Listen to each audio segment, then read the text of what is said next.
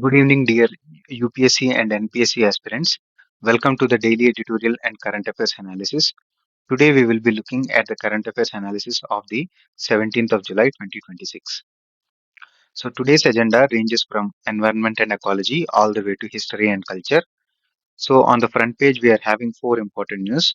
One is about Sonam Wangchuk, and Delhi High Court orders the monitoring of his health as he is doing in indefinite hunger strike. Kudankulam data breach not linked to nuclear activity, and 11.21 lakh clear the NEET UG re-exam, women outshine men, and the state's fiscal health tops CM Rio's Delhi outreach. Now coming to environment and ecology, on Thursday, the Ministry of Power released the third draft of India's corporate average fuel economy, which is CAF 3 norms for the passenger cars in the M1 category, meaning the ordinary cars seating up to 8 people. It is open for public and the industrial comments until the August of the 6th.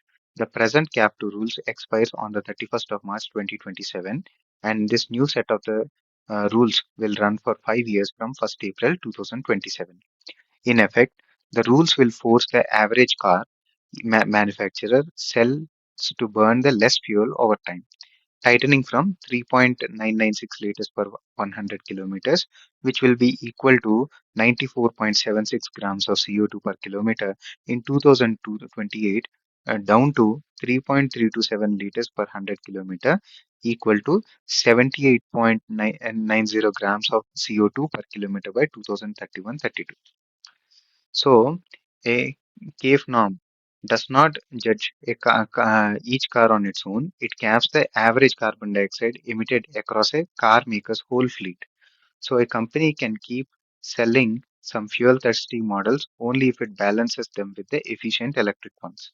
The aim is to nudge the entire industry towards cleaner cars, cut India's huge oil import bill, and reduce the pollution. The norms are set and enforced by the Bureau of Energy Efficiency under Ministry of Power. This third draft follows an year of lobbying with the small car makers and the big SUV makers arguing over whose vehicle should carry the burden. The draft flattens the weight adjustment curve, the formula that had left the heavier vehicles off with the easier targets, so the bulky SUVs lose some of their advantage. So, overall targets were eased by about 21% compared with the September 2025 draft. A new feature, which is about the carbon neutrality factor, lets a maker subtract some CO2 from its official figure if its car run on the ethanol, compressed biogas, or other biofuels. So the compliance will now be checked over the multi-year blocks, 3 years and then 2 years instead of every year, and the penalty credit price is cut from rupees 2,500 to just 500 rupees a year. The industry body CM calls it balanced in nature. Critics warn the softer SUV targets and the biofuel discounts weaken India's climate and the clean air push. The norms need to protect the jobs and the car makers while still delivering the real emission cuts, treating small and large cars differently, tightening the SUV targets, and staying aligned with the India's promise to cut the emission intensity by 45% by 2030 compared to the 2005 levels and reach to net zero by 2070. The next news is about the Deputy Commissioner of Kohima has ordered emergency containment steps for the African swine flu. After swine flu was confirmed in the several parts of the district, in Peducha village, uh, Pezo, Pezochua, Pezocha, Khel, and the Raza area near the Ziu River on NH29. Around each infected spot, 1 kilometer circle is sealed as the infected zone, and a wider 10-kilometer circle has been placed as a surveillance zone. Inside these zones, buying, selling, and moving the live pigs or the pork is banned, and the pork markets and the butcher shops are closed until further notice. African swine flu is virus that spreads very fast among the pigs and kills almost every animal it infects. Crucially, there is no vaccine and no cure, and it does not infect the humans. It is not zoonotic in nature, so it is an economic and livelihood target rather than a public health one. This matters greatly in Nagaland, which does not produce enough pork for its own needs, and where raising pigs is a common source of rural income. The order is issued under Prevention and Control of Infectious and Contagious Diseases in Animals Act of 2009. Farmers are told to disinfect the sheds, bury the dead pigs safely instead of dumping them in rivers or the open grounds, and report any unusual sickness or the deaths at once. Because there is no vaccine for the African swine flu, the only defense are culling the infected herds, disposing of the carcasses safely, and banning the movement and tightening the farm hygiene.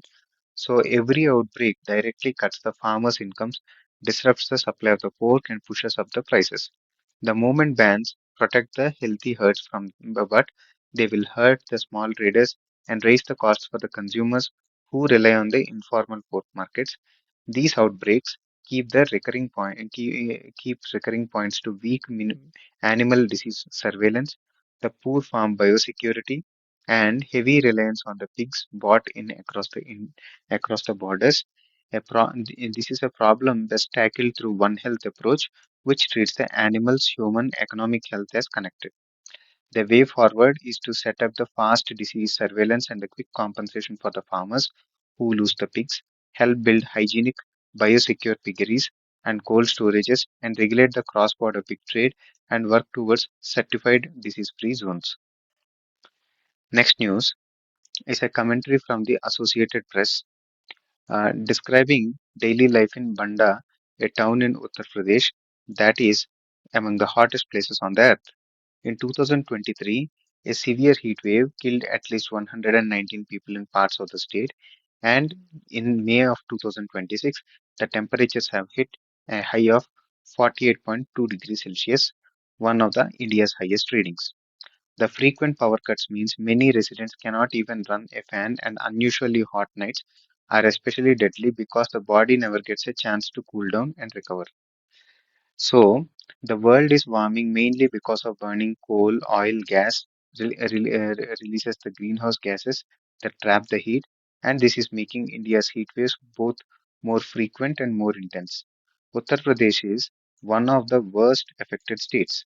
Heat is not felt equally, it hits the hardest at the outdoor and the informal workers who cannot simply stop working, the elderly, and the poor household that lack the fans, air conditioning, or reliable electricity. So, extreme heat is as much a story about inequality as about weather. Beyond the deaths, extreme heat quietly lowers how much the people can work, that is, cutting the incomes and outputs, fills the hospitals with heat stroke and dehydration cases, and damages the crops, water, and the soil. The local officials have opened cooling centers and handed out the oral rehydration salts or the packets and stepped up the hospital monitoring. But these are short term fixes for a long term problem.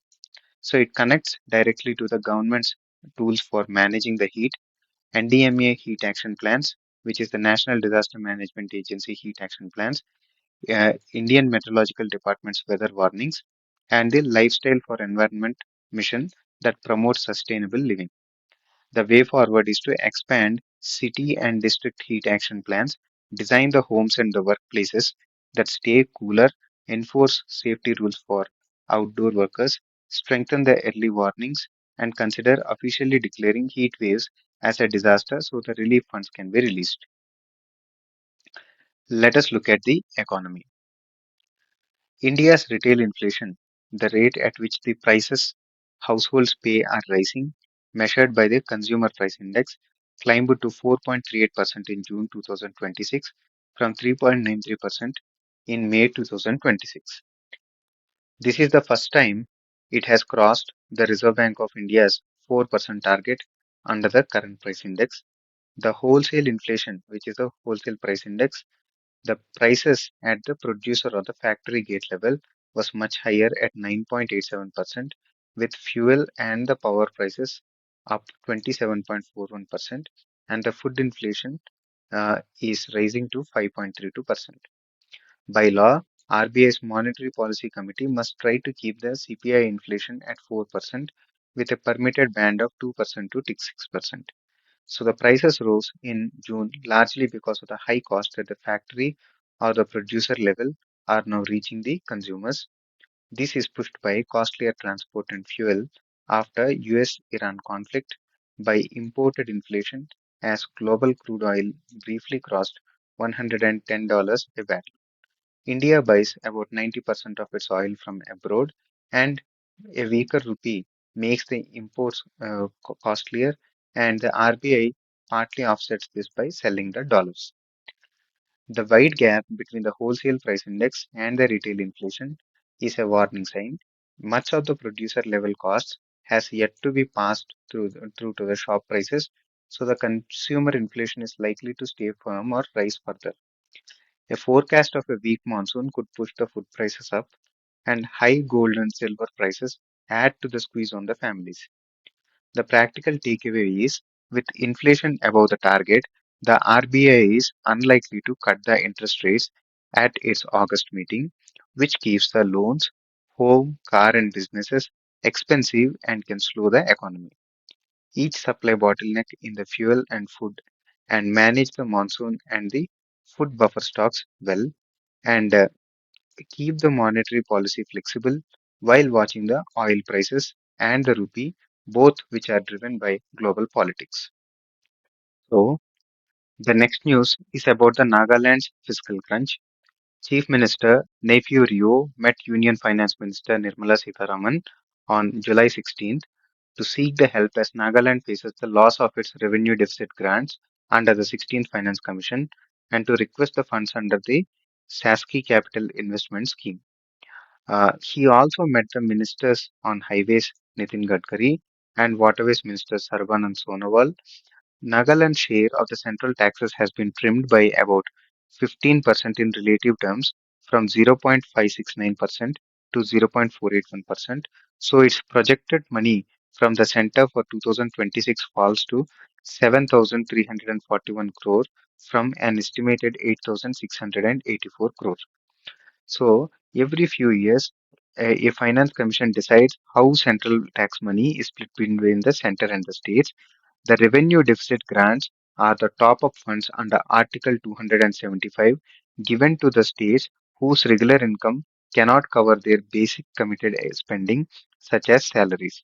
Small hilly states like Nagaland, with little industry and a limited ability to raise their own taxes, depend heavily on these grants.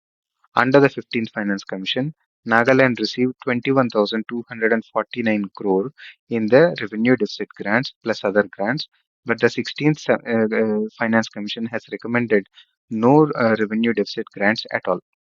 Losing the revenue deficit grants could blow a hole of 8,000 to 9,000 crore a year in the Nagaland's budget, enough to threaten not just the new projects but even the payment of government salaries. The state's own tax and non-tax income is projected at just 2,714 crore for 2026-27, nowhere near enough to fill the gap. This lays bare a deep structural weakness.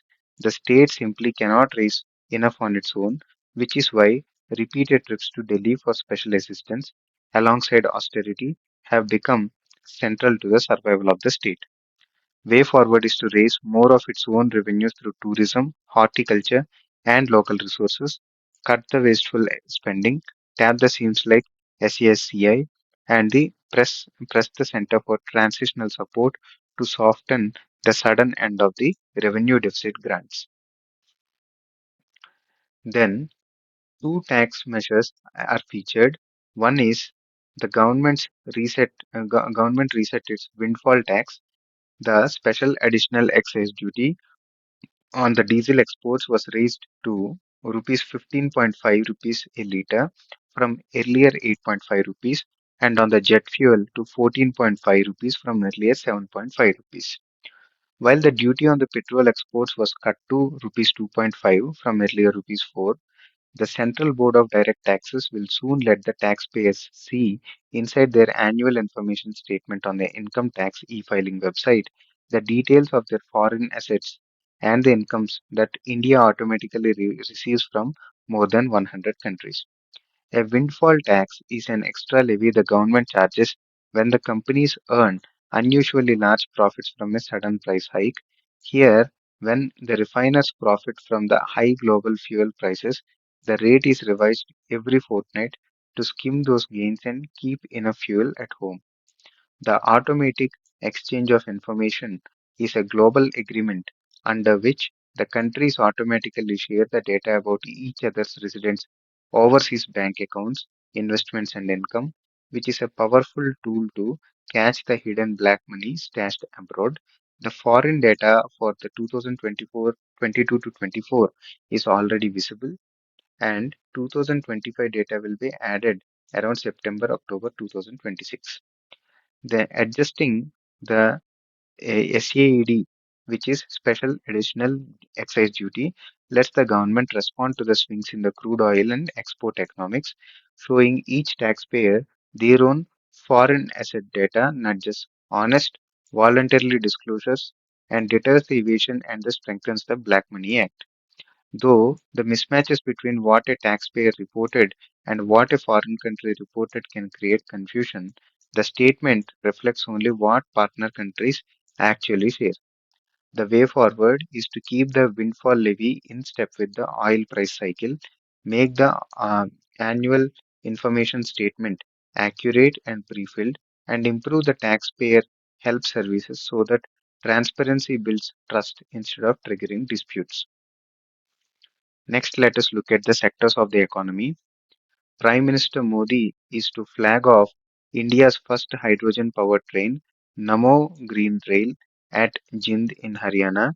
Built and assembled in India, this 10 coach train is among the world's longest and most powerful hydrogen fuel passenger trains driven by 3,200 horsepower system. Instead of an diesel engine, it makes its own electricity from a hydrogen oxygen reaction and emits only water vapor. It is part of a single day of the project worth over 25,000 crore, including Delhi Amritsar Katra Expressway, which was built at a cost of 9,680 crore, which cuts the Delhi Katra drive from 14 hours to just 6 hours. The Jind Gohana Greenfield Highway, which is NH 352A, a Sikh museum in Kurukshetra, new medical colleges, and 4,700 crore of Chandigarh health and road projects, including a new mother and child hospital block. So, the green hydrogen is the hydrogen made by using the renewable electricity like solar and wind to split the water into hydrogen and oxygen. Because using it produces no carbon and only water, it is seen as a clean fuel for the kinds of transport that are hard to run on batteries alone, like long train journeys. This launch fits the India's larger push for cleaner transport, better roads, and stronger healthcare, and supports the National Green Hydrogen Mission, the government's flagship program to make India a hub for the fuel. A hydrogen train helps the Indian Railways move towards its net zero emission goals. The new expressway cuts the freight costs and travel times and knits the regions together. The hospital investments deepen specialized healthcare. The two big obstacles are cost and refueling. Green hydrogen is still expensive to produce, and there is almost no network of refueling stations yet. So, how fast this scales beyond a showcase run depends on solving both. The way forward is to expand India's capacity to make hydrogen using more electrolyzers and bring its cost down, and plan hydrogen alongside the electric vehicles within Pradhan Mantri Gati Shakti network of the connected transport corridors. Next, a district committee reviewing Pradhan Mantri Vishwakarma scheme in Zuneboto found that although 183 artisans finished the training, only 24 managed to get the loans, and four of those loans have already gone bad, that is, turned into non performing assets, and the loans the borrowers stopped repaying. Of the 98 toolkits sent out through the Ministry of Micro, Small, and Medium Enterprise Ministry to artisans' Aadhaar linked addresses, none showed up as delivered on the scheme's app, and several carpenters had refused to join the training at all. Pradhan Mantri Vishwakarma was launched in 2023. It's a central scheme to support the traditional craftspeople in 18 trades. It offers recognition, skill training, and daily stipend during the training of about 500 rupees per day. A payment of about rupees 6,250 is cited here. A free toolkit, and most importantly, collateral free loans, meaning artisans should not need uh, to pledge the property or a guarantor to borrow. The aim is to formalize India's craft economy and connect the artisans to finance and markets. The review shows the scheme is failing at exactly its two most important promises, that is, easy credit and market access. The banks marked several applicants artisan denied loan and demanded the guarantors even though the scheme says none are needed. The local market is already flooded with the basic bamboo baskets, so trained artisans have nowhere profitable to sell. The untracked toolkit suggests leakages in the delivery and early loan defaults risk making the banks even more reluctant to lend to genuine artisans in future.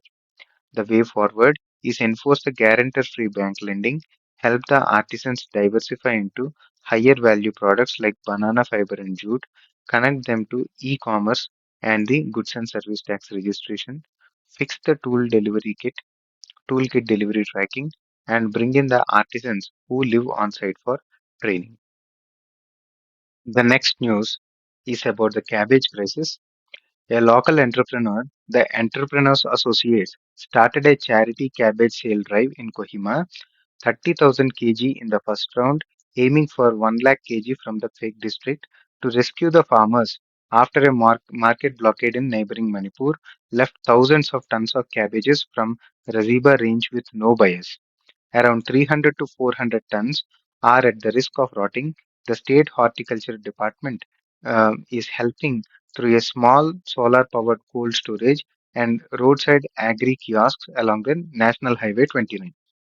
Nagaland has fertile land and a farming heavy population, but its horticulture stays close to subsistence unless the farmers can reliably sell the surplus at a profit. The Entrepreneurs Associates had worked with Fake's cabbage and potato growers since the early 2000s when the market monopolies and the lack of cold storage caused repeated distress. Because Nagaland is landlocked and depends on the routes through neighboring states, the unrest in Manipur has now choked a key corridor for sending the produce to the market. The episodes exposes what the state lacks, which is a cold storage to keep the produce fresh, good roads to move it, and assured buyers, and more than one route to the market. When any single corridor closes, a healthy harvest turns into a fire sale, the farmers lose income, and food is wasted. This is the classic hurdle in the shifting northeastern farming from grow to eat towards grow to sell. The bottleneck is not producing the crops, but reaching the market.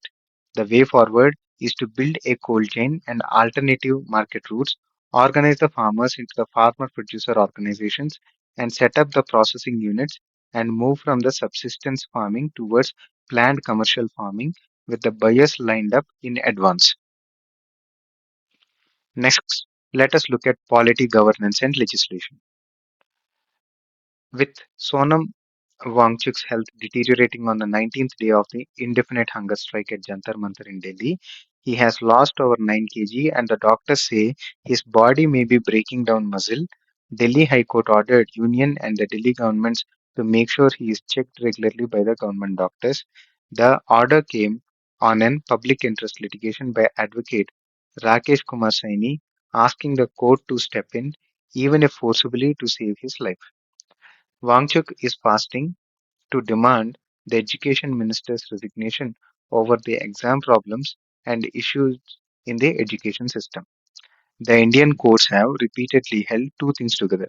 People have the right to protest and dissent, and a hunger strike is a legitimate constitutional form of protest.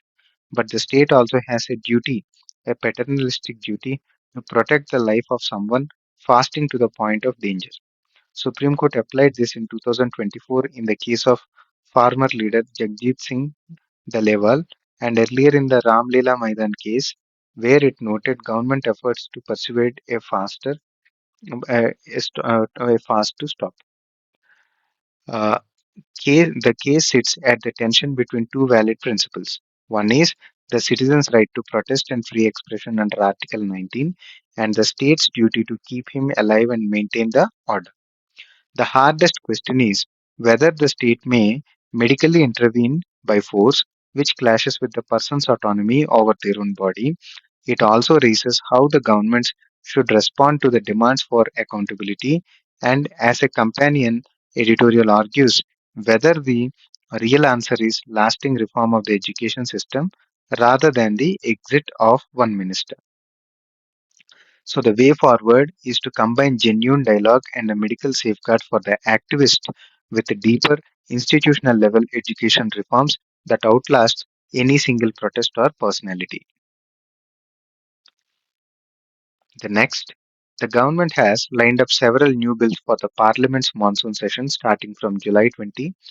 They include Prevention of Insults to the National Honor Amendment Bill of 2026, which would make it an offense to intentionally insult or disrupt the singing of Vande Mataram, and Foreign Contribution Regulatory Act Foreign Funding Amendment, and the VBSA Higher Education Bill, currently with the Parliamentary Joint Committee, and amendments to the laws on birth and death registration, income tax, the number of Supreme Court judges and MSMEs.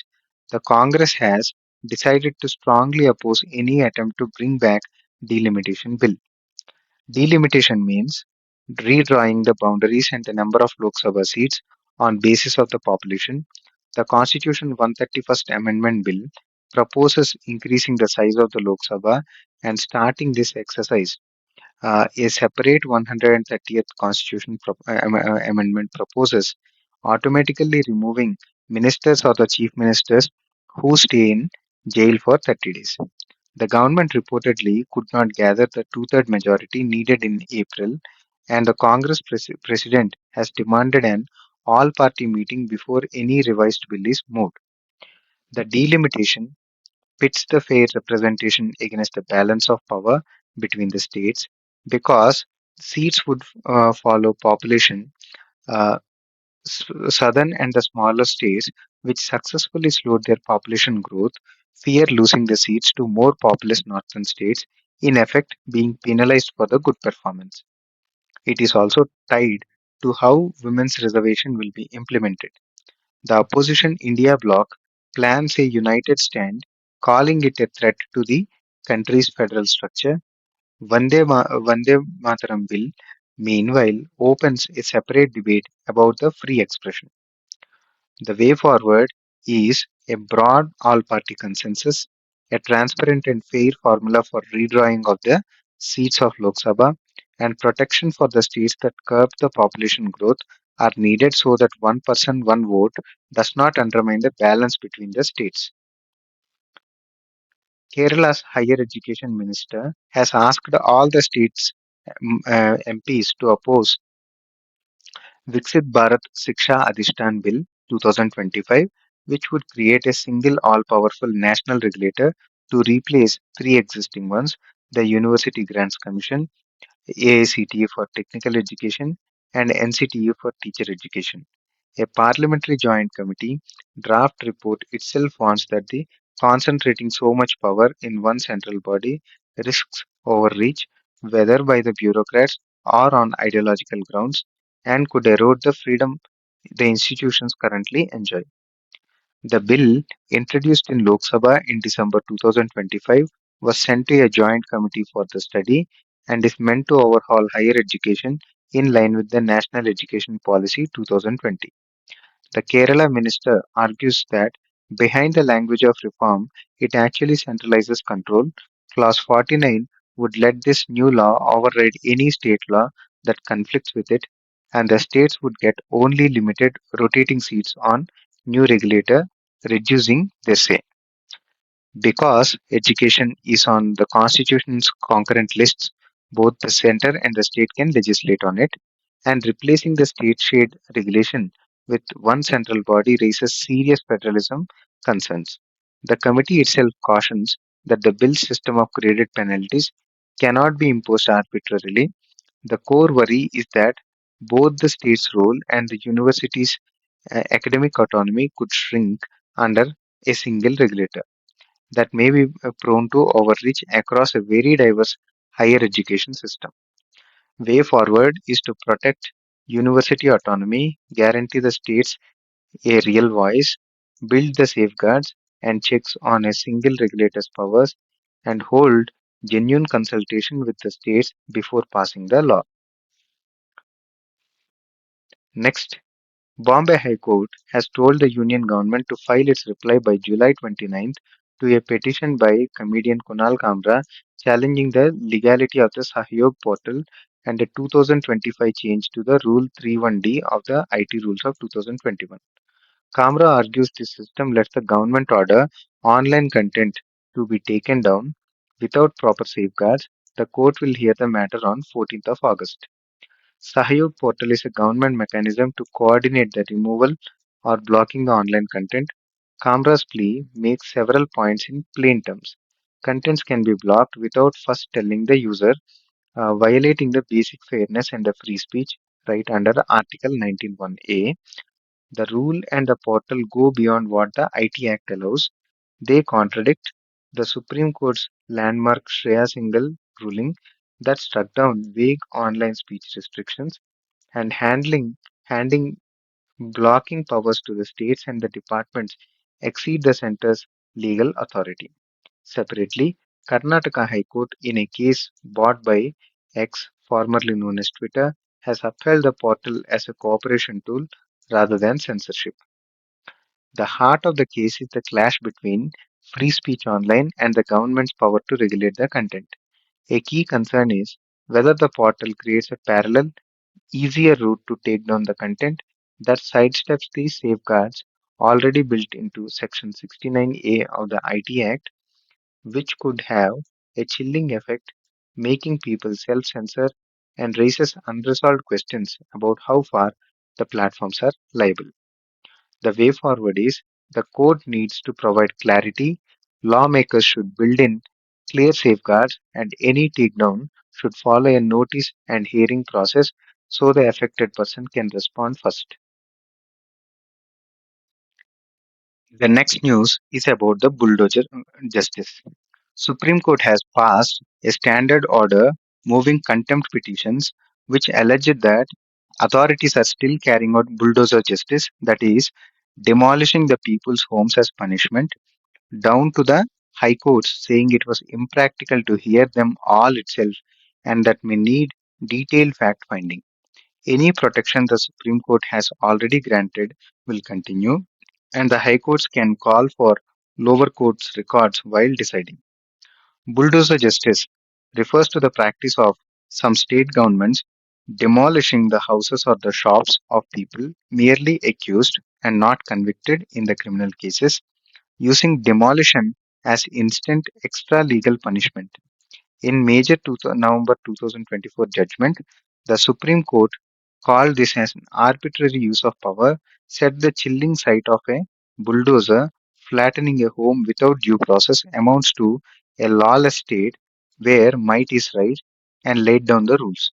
Proper notice must be given and due process must be followed before any demolition, no revenge demolitions, and personal liability and contempt for the officials who break these rules.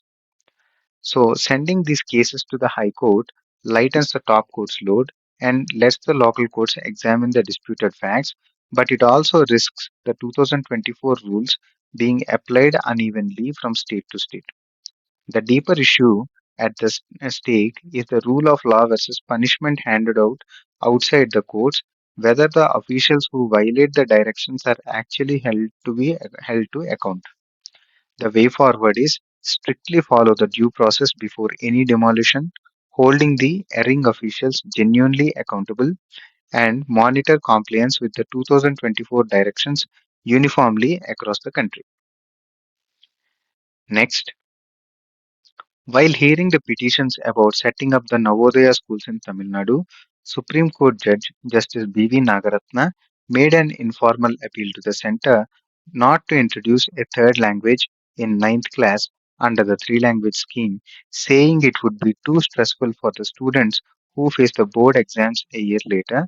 The third language should stop in class 9, not start in class 9. she suggested it begin earlier in class 6. Tamil Nadu follows a two-language policy with Tamil and English and has long resisted a third language. Navodaya schools, which are high quality central government schools, mainly for the rural and the weaker section children, follow the three language formula. Tamil Nadu argues this clashes with its Tamil Learning Act of 2006 and is a backdoor way to impose Hindi. The court countered that Hindi is not compulsory under the scheme and asked why Tamil Nadu's children should be denied Navodaya schools that exist in every other state. The dispute reopens the long running clash between the center's three language formula as part of the National Education Policy 2020 and the state's control over their own schooling. It has to balance three things: the extra exam stress on the children, the benefit of giving the rural and the poor children access to good central schools, and Tamil Nadu's right to protect its language policy. The newly elected state government has been cautious and asked for time to decide its stand. The way forward is a flexible language policy that does not force any language on a state, respect local teaching choices, still widens access to the central schools, and keep the exam pressure on the children manageable. Next, the Supreme Court has ordered every state and union territory to create within 3 months a uniform policy for the early or compassionate release of elderly and terminally ill prisoners, working with the state legal services authorities, and to report compliance within 6 months. The case returns on January 19th, 2027. Each policy must clearly spell out what qualifies, use one common definition of the terminal illness, and rely on independent medical boards to certify the cases.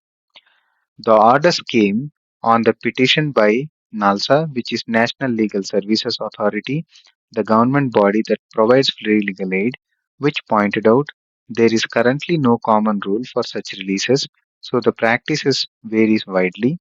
The court allowed the authorities to use the definition of the terminal illness from the UNODC, which is United Nations Organizations on Drugs and Crime handbook, and told the center with the National Informatics Center to provide the technology to run it. India's prisons were 131% full as of December 2022, which shows they are badly overcrowded.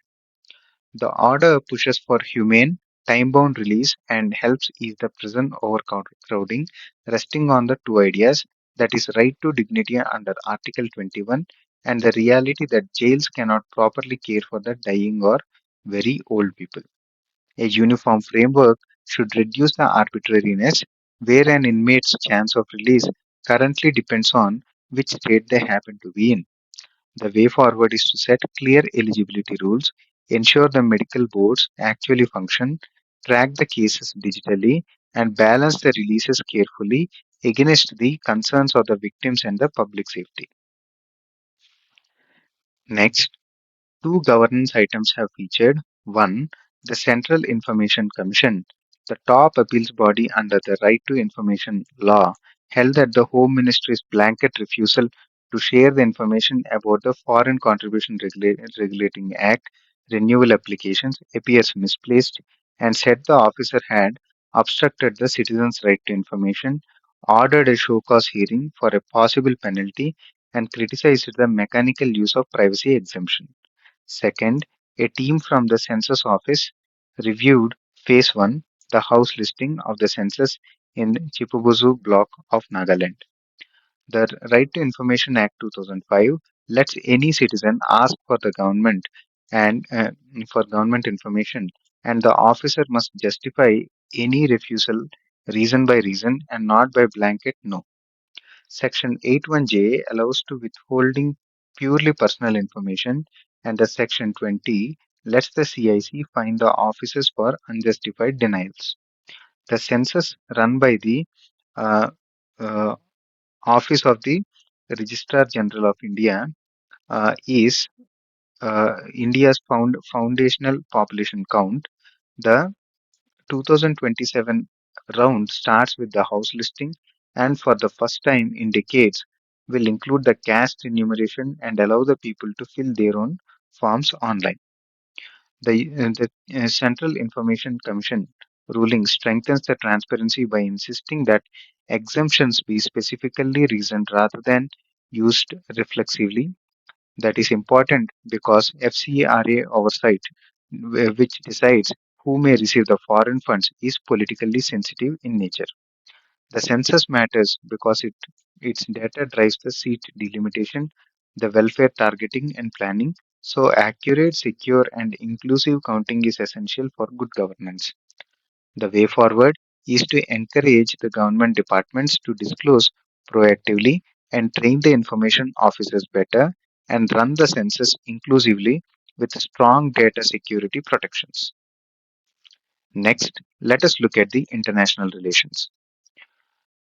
Coming to the US Iran conflict, the United States sharply escalated the strikes on Iran early Thursday, hitting targets farther north near Tehran and Semnan, which is home to Iran's missiles and the space programs, and firing on a ship trying to break its naval blockade, while Iran hit back with the missiles and drones on US allies and renewed threats to close the Strait of Hormuz.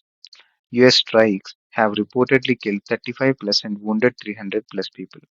India's shipping regulator advised the companies not to send the Indian sailors through the strait after two ships, MT Al Bahia and MT Mombasa, carrying 30 Indian seafarers, were attacked, invoking the International Ship and Port Security Code. The Strait of Hormuz is a narrow sea passage between Iran and the Arabian Peninsula through which a very large share of world's oil and liquefied natural gas is shipped, making it one of the planet's most important choke points. Days of tit for tat strikes have wrecked an interim deal to end the war and risk tipping the region into full blown conflict. Iran calls the strait its invincible red line. For India, which imports about 90% of its oil, trouble in Hormuz means higher oil prices. The crude briefly topped about $110, costlier imports, which will feed inflation at home, and higher shipping and the insurance costs, while many Indians who work as merchant sailors are put in danger. It underscores India's need for energy security and plans to evacuate the citizens if needed and protection of its overseas workforce. The way forward is to diversify where India buys oil and build up the strategic oil reserves, help keep the sea lanes of communication safe, and push for diplomatic de escalation and strictly enforce safety rules for the seafarers. An editorial by Tara Karta pushes back on the idea that India and Pakistan can never coexist peacefully, arguing the two have often shown restraint and even quietly cooperated. In 1947, 1965, and 1971 wars, both sides largely avoided bombing each other's cities. A 2005 agreement to reduce the risk of nuclear accidents still holds.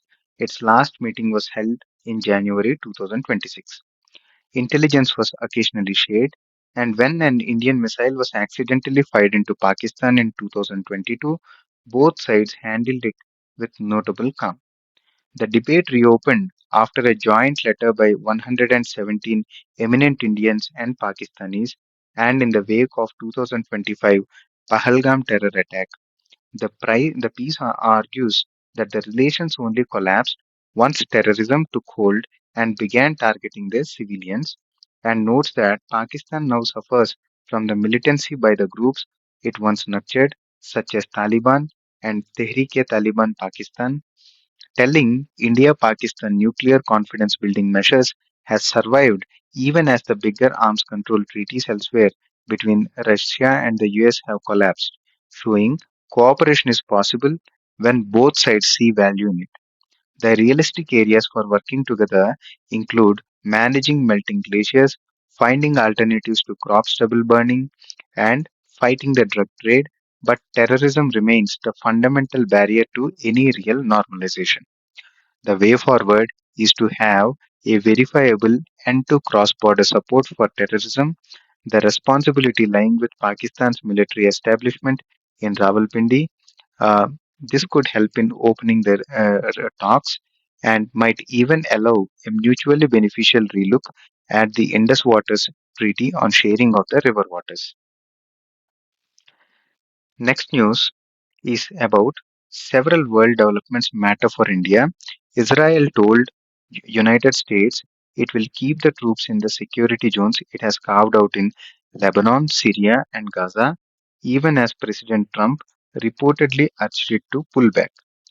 Israel has also held a UN buffer zone on Golan Heights since the Assad government fell in 2022.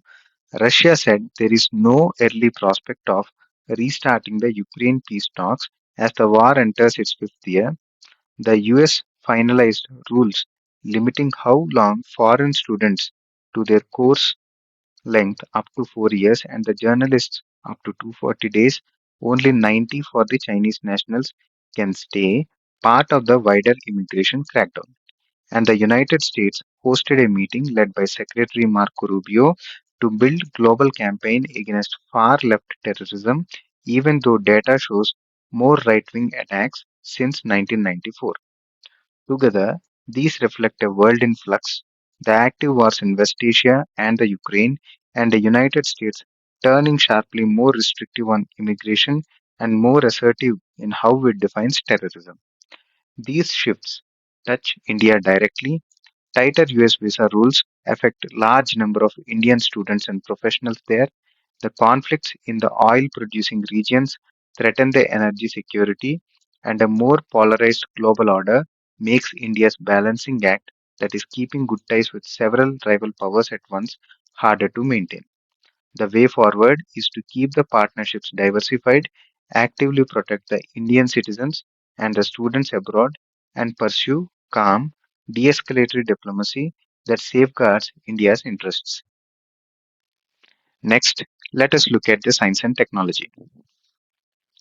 The government Atomic Energy Minister of State Jitendra Singh played down a data breach involving the files linked to Kudankulam nuclear power plant in Tamil Nadu, saying it has nothing to do with the nuclear plant or nuclear security. The plant operator NPCIL clarified that the leaked files related only to a construction contract for the balance of plant of Unit 3 and 4, the ordinary supporting facilities, not the reactor, awarded to the Reliance Infrastructure in a 2018 tender. A ransomware gang called the World Leaks reportedly took about 19,000 files from 2016 till mid 2025. The data was stored by an outside provider, Yota, which spotted the intrusion on May 2029. The balance of plant means all the non-nuclear parts that keep a power station running, things like cooling, ventilation, and control room systems, as opposed to the reactor core itself. So the official stress the sensitive nuclear island was not touched, but an accompanying editorial points out that the India's rules for disclosing the breaches are inconsistent and often opaque. NPCIL issued a formal clarification only on the July 15th after the news has already spread. Even conventional plant data with the layouts, control room plans, vendor lists can help the hostile actors map a facility for a future attack, and India is among the most breached country in the world. The National Cyber Agency, CERTIN, is investigating. The episode is a wake up call about protecting the critical infrastructure and, in particular, the risks that come from the outside vendors who hold sensitive data. The way forward is to enforce basic cyber hygiene, make timely breach disclosure mandatory, and verify what was actually stolen and secure the third party vendors and contractors in the supply chain. Next, a Niti Aayog's roadmap, Building India as a Leading Bioeconomy Powerhouse by 2035, proposes a 50,000 crore bioeconomy growth fund, a production linked incentive scheme to reward the biomanufacturing, and six national bio missions aiming to make India one of the world's top three biotech powers by 2035. It targets growing India's bioeconomy from $195.3 billion to $691 billion and $2.6 trillion by 2047, while creating over 30 million high-value jobs. The bioeconomy means all economic activity based on biology, medicines, gene therapy, biofuels, engineered crops, industrial enzymes, and more. The roadmap builds on the existing Bio E3 policy, which is biotechnology for economy, environment, and employment. The new fund is meant to bridge what the scientists call the valley of death, the gap where promising lab discoveries fail because there is no money to scale them up into real commercial products and factories. Six missions are the Gene India, which is affordable gene and cell therapies, AgriBio 2.0, that is climate resilient gene edited crops, and BioX Foundry, which is synthetic biology, engineering the living systems, One Health Grid, tracking infectious diseases and antibiotic resistance, marine biotech products from seaweed and the sea, and a Biopharma Next, which is advanced medicines, biosimilars, and the artificial intelligence driven drug discovery. Together, they aim at jobs, better health, food security, and self reliance, but the success will depend on steady funding and simpler regulation. The way forward is to coordinate across the ministries, use blended finance, that is public plus private money, and build the skilled talent and speed up regulatory approvals so India builds globally competitive biotech companies, not just research papers. Next, uh, about the ISRO's talent drain. With about 100 ISRO staff resigning across various centers, the Department of Space issued a memo on July 14 telling the center directors not to routinely approve the requests for voluntary retirement or resignation from Group A scientists and the engineers working on Gaganyaan and other critical missions until those missions are completed. ISRO's approved staff strength is 18,142 and it is already shot by 2,613 people. The memo notes a spate of requests that is badly affecting the projects of national importance. Gaganyaan is India's first human spaceflight program, sending Indian astronauts to space, so losing experienced people mid project is risky. The minister had played down talk of the manpower crisis, pointing to ISRO's culture of continuity, where even the retired scientists like former Chief S. Somanath keep helping on the projects. The departures threaten both flagship missions like Gaganyaan and decades of hard-won expertise inside ISRO. The likely cause is competition from India's fast-growing private sector companies uh, and the startups which offer better pay. So simply blocking exits is only a stopgap arrangement. The real need is to make the government space jobs more attractive to keep the talent. The way forward is to offer competitive pay and clearer career growth, systematically capture and pass on the knowledge, and lean on the private sector partnerships through InSpace, the body that promotes private space activity in India rather than relying only on the curbs. The next news is about WHO Global Cancer Report 2026. World Health Organization's Global Status Report on Cancer 2026, produced with its cancer agency, warns that 1 in 5 people will develop cancer in their lifetime, and about 92% of the people worldwide will be affected at some point, either as a patient or as a family member.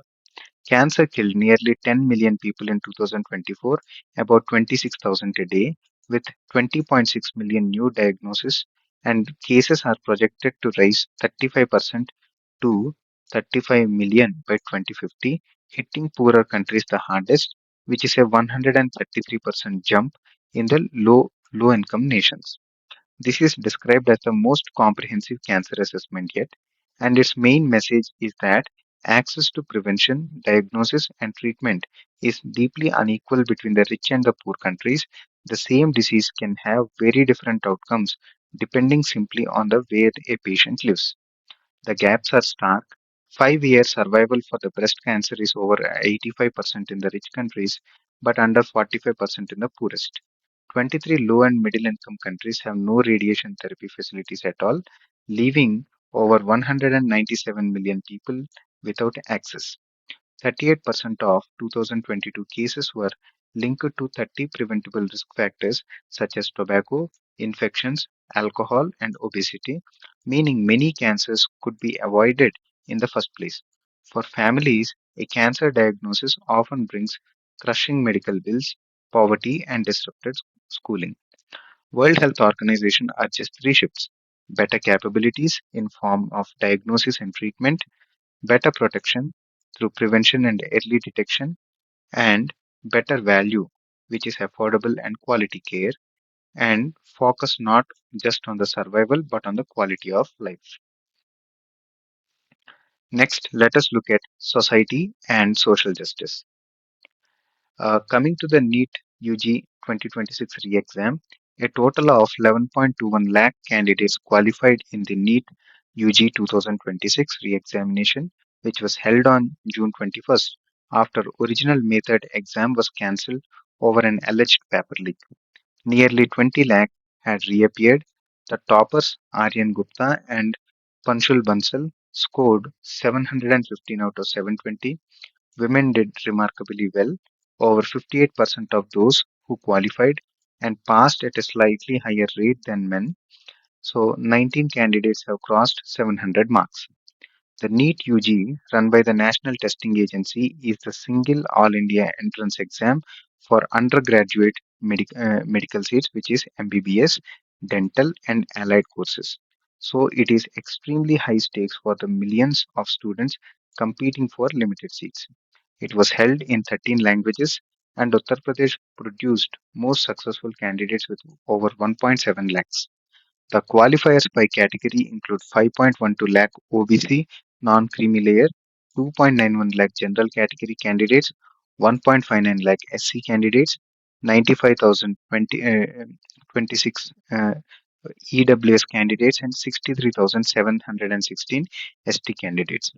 The repeated paper leaks badly damage the trust in the national exams and cause huge stress and disruption for the students, which is the backdrop to the Public Examination Prevention of Unfair Means Act of 2024, a law meant to crack down on cheating and leaks.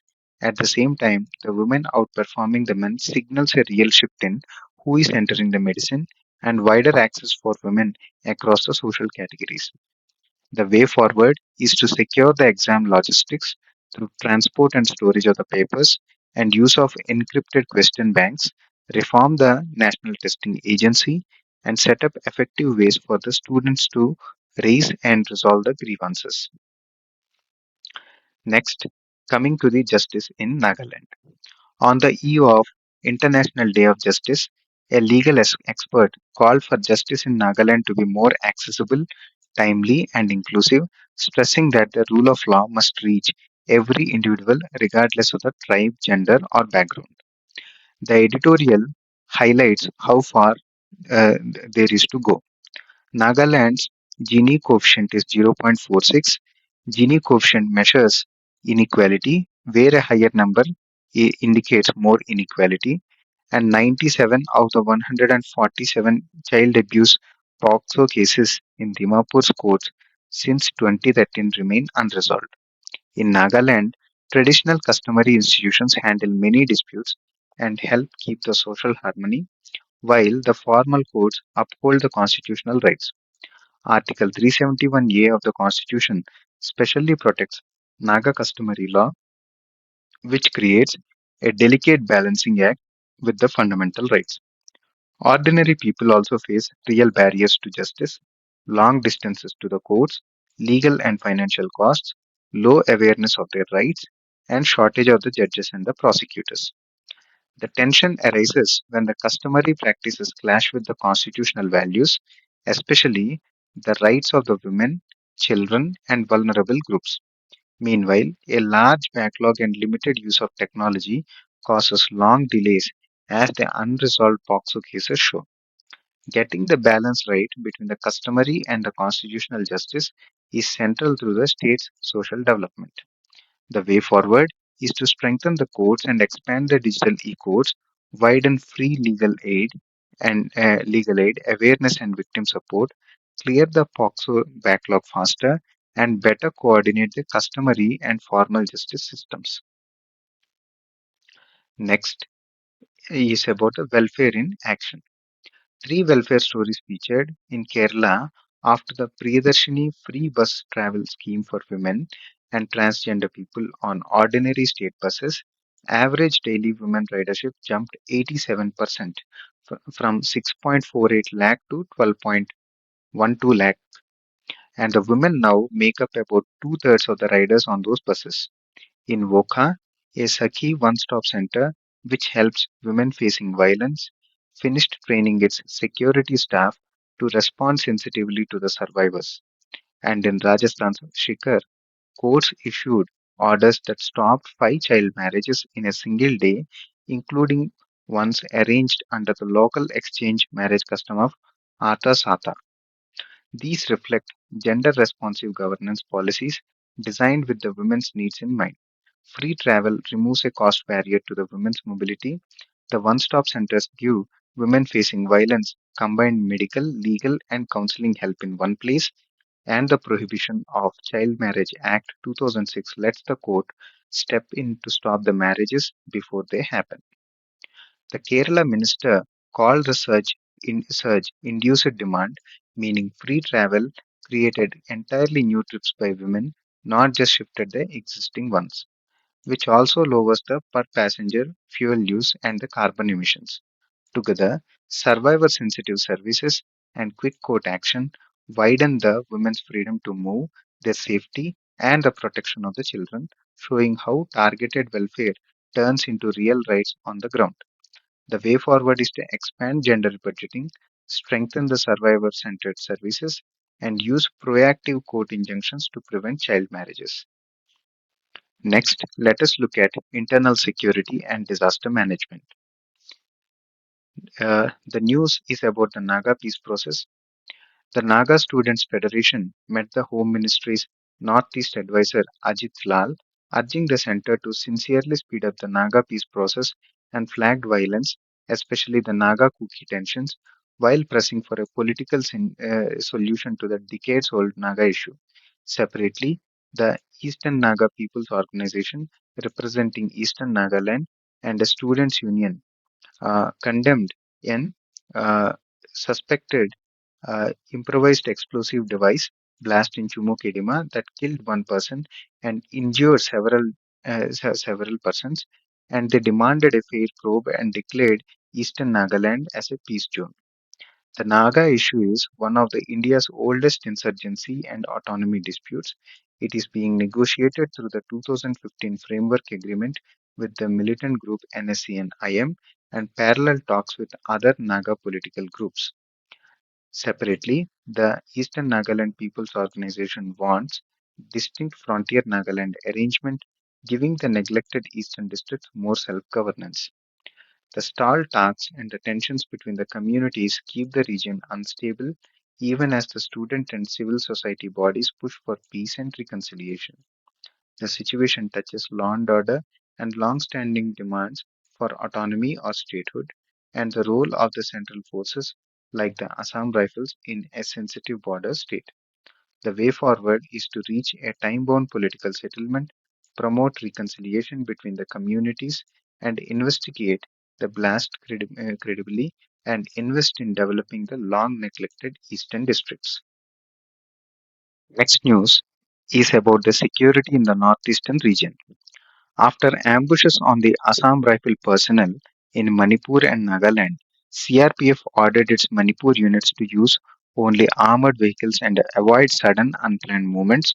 Over 100 armored vehicles have been sent and the Cobra Commando battalions positioned in the hill districts amid the Kuki Meiti Naga violence that has killed over 300 people since May 2023.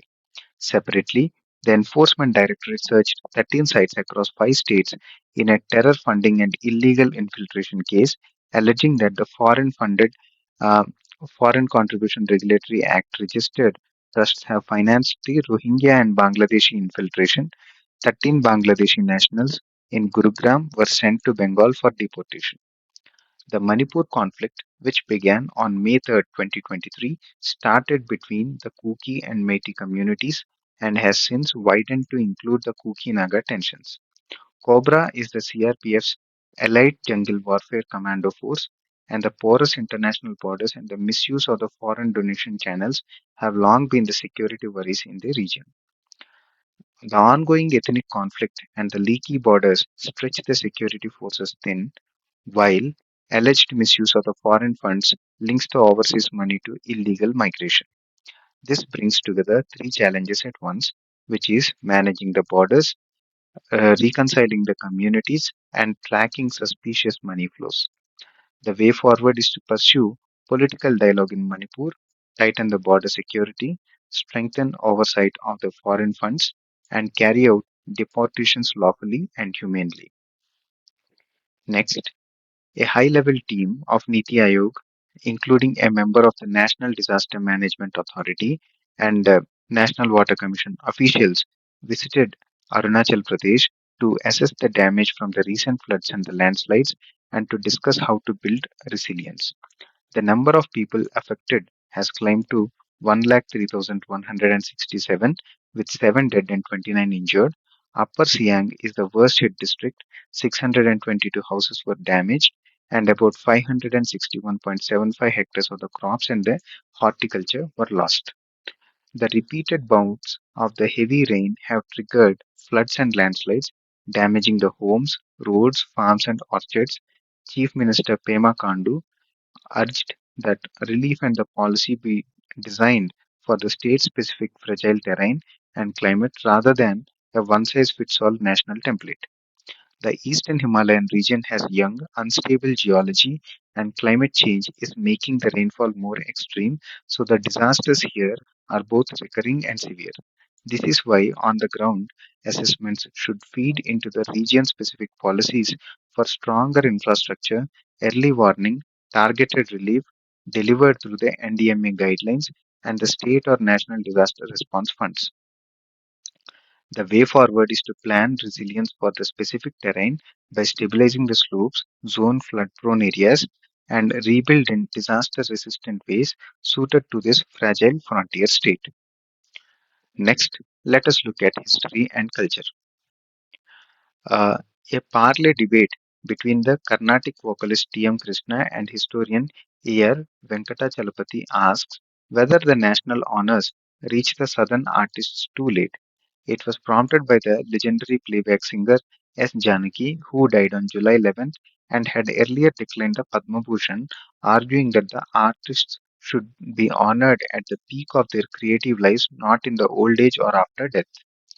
India's civilian honors include Padma Awards, which is Padma Shri, Padma Bhushan, and Padma Vibhushan, and the highest Bharat Ratna, along with the arts awards from the bodies like Sangeet Natak Academy.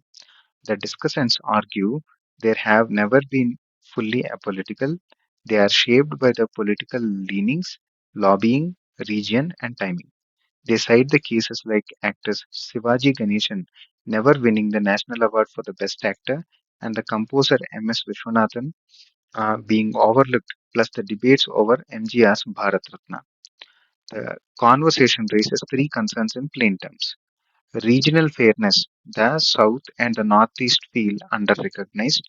The timing, awards given at convenient political moments, which invites cynicism, and the imbalance, that is, cinema and sport get more attention than literature and classical arts. It also laments the fading prestige of state honors like Tamil Nadu's Kalai Mamani, which the critics say the state itself has devalued by giving it out too freely.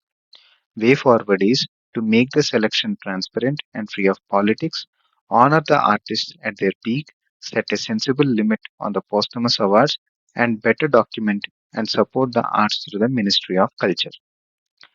That's it for today, and thank you. Tomorrow we will reconvene again.